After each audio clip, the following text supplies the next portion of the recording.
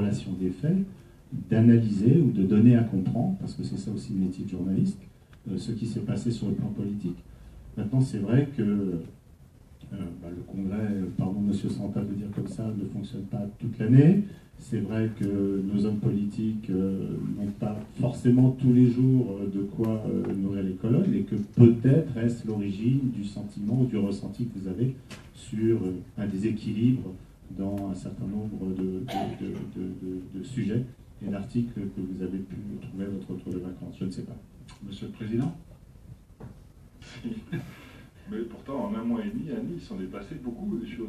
Il y a eu énormément de sujets importants qui se sont débattus au sein de ce congrès, entre autres, et également dans la rue. Notamment les mineurs. Mais avez-vous le sentiment, Monsieur le Président, puisque nous en sommes là, que les nouvelles n'ont pas traité cette actualité riche en un mois et demi? Si, je trouve que finalement, il y a quand même pas mal d'articles qui ont alimenté l'actualité. Et qui Vous me rassurez. Mais bon. Patrick Bay est bien couvert comme ça. Peut-être, ce qui est peut-être rassurant aussi, c'est que Mme Bust a eu le sentiment qu'il y a eu plus d'articles festifs. Et quelque part, c'est peut-être ça qui est rassurant. Enfin, c'est un avis personnel.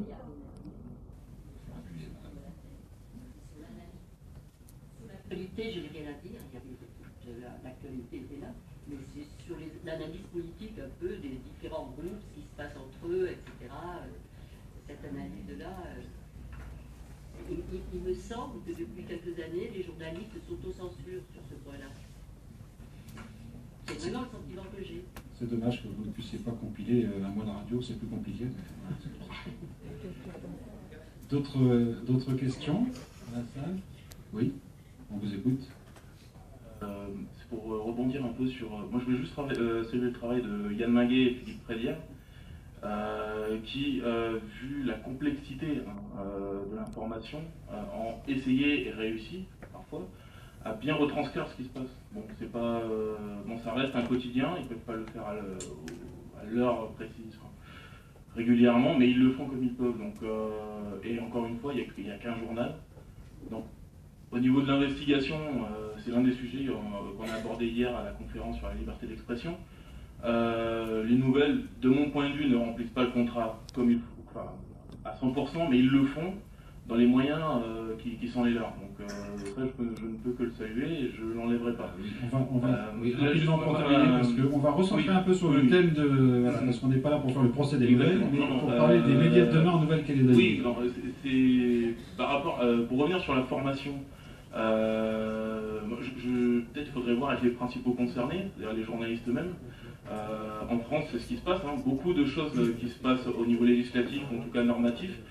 C'est les journalistes eux-mêmes qui se réunissent via des conventions collectives. Il faudrait peut-être les consulter eux. Merci. Un petit mot, puis on va clore ce débat sur les nouvelles. Patrick Blanc, on va revenir à notre thème. Quels médias en Nouvelle-Calédonie pour demain?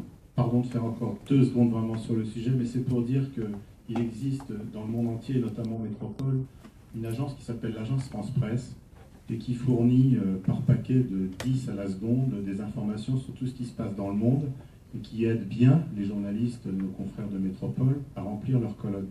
Ici, il n'y a rien de semblable, et de la première à la dernière ligne, ce sont des informations qui nous sont données par les différents organismes, et que nous allons nous-mêmes chercher et traiter. Et donc, de ce fait-là, nous sommes une quarantaine à la rédaction, pour faire 36 pages quotidiennes d'informations. Ça veut dire que ce sont des journées bien occupées et que, effectivement, certaines des critiques qui peuvent être émises ce soir peuvent s'expliquer à cette lumière-là. Merci. Alors, demain, quels médias en Nouvelle-Calédonie? Peut-être encore une ou 2 questions. Ismet Kurtkovic, vous voulez intervenir? Je voudrais dire quels médias? Les mêmes. J'espère toujours les mêmes, parce que ça n'est pas une certitude, tellement le point de vue économique est délicat. Plus peut-être un peu plus un changement de statut dans la radio et la télévision. Pourquoi? Parce que tout à l'heure, le directeur des nouvelles disait que, en gros, quand il vend les nouvelles en gros, il perd de l'argent. Donc, alors que c'est indispensable que tout le monde ait accès aux nouvelles, aux radios, et c'est indispensable que ces médias-là soient pluralistes, c'est-à-dire qu'elles soient professionnelles dans le traitement de leur information et qu'elles les diffusent. Pourquoi? C'est la base de tout. C'est parce que nous sommes en démocratie. C'est donc l'opinion qui commande, qui fait voter.